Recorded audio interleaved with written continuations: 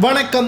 சற்று முன் கிடைக்கப்பெற்ற மிக மிக முக்கியமான செய்தி ஒன்று வெளியாகி உள்ளது. அனைத்திந்திய அண்ணா திராவிட முன்னேற்றக் கழகத்தில் இரட்டை இலை சின்னத்தை கைப்பற்றினார் ஓபிஎஸ்.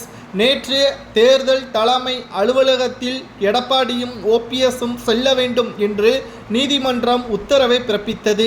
ஆனால் எடப்பாடி கலந்து கொள்ளவில்லை. ஓபிஎஸ் அவர்கள் கலந்து கொண்டு அதிமுகவில் நடக்கின்ற பிரச்சனைகளையும் சட்ட திட்டத்தை மாற்றி கொள்கைகளை மாற்றி அதிமுகவின் பொதுச் செயலாளர் என்ற பதவியை தட்டி பறித்துவிட்டார் என்றும் அது நிச்சயமாக மறைந்த முன்னாள் முதல்வர் எம்ஜிஆர் அவர்கள் உருவாக்கிய கொள்கைக்கு எதிரானது என்றும் அதிமுகவின் 2.5 கோடி தொண்டர்களுக்கு எடப்பாடி துரோகத்தை செய்துவிட்டார் என்றும் எடப்பாடி பழனிசாமி அவர்கள் செய்த முறைகேடுகள் அனைத்தையும் ஆதாரத்துடன் தேர்தல் ஆணையத்திடம் கூறிவிட்டார். இதனால் இரட்டை இலை சின்னத்திற்கு உரியவர் ஓபிஎஸ் தான் என்றும் வைத்திலிங்கம் அவர்களும் இதை ஆதாரத்துடன் தேர்தல் ஆணைய தலைவரிடம் கொடுத்து விட்டார்கள்.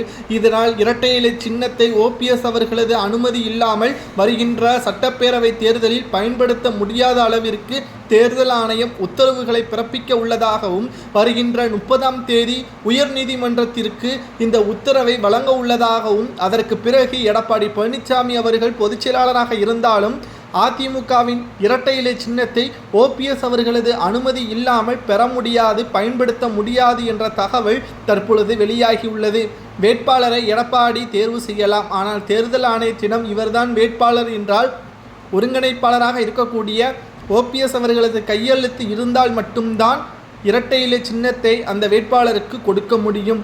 கடைசியாக எடப்பாடி பழனிசாமி அவர்களது தலையில் மிகப்பெரிய ஒரு இடியை போட்டுவிட்டார் ஓபிஎஸ் அவர்கள் என்றும் அரசியல் வட்டாரத்தில் தற்பொழுது பேசும் பொருளாக மாறியுள்ளது.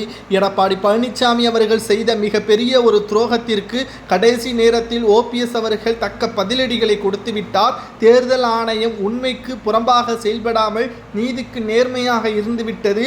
மேலும் வருகின்ற சட்டப்பேரவை தேர்தலில் பாஜகவுடன் கூட்டணி வைப்பதற்கான முயற்சியில் ஓபிஎஸ் அவர்கள் ஈடுபட்டு வருவதாகவும் தகவல்கள் வெளியாகியுள்ளது.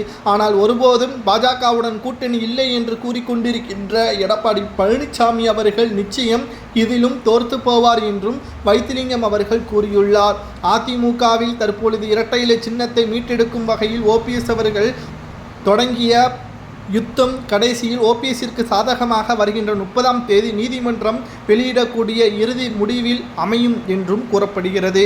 ஓபிஎஸ் அவர்களது கையில் இரட்டை இலை சின்னம் கொடுக்கப்பட்டால் நிச்சயம் எடப்பாடி பழனிசாமி அவர்கள் அதிமுகவில் பொதுச் செயலாளராக இருந்தாலும் எந்த ஒரு பயனும் இல்லை என்றும் கூறப்படுகிறது.